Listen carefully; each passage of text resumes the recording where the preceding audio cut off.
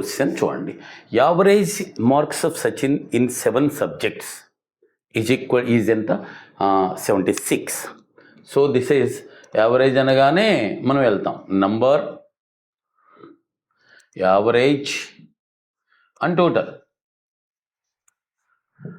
number in 7 subjects and the average is 76 and the total 776.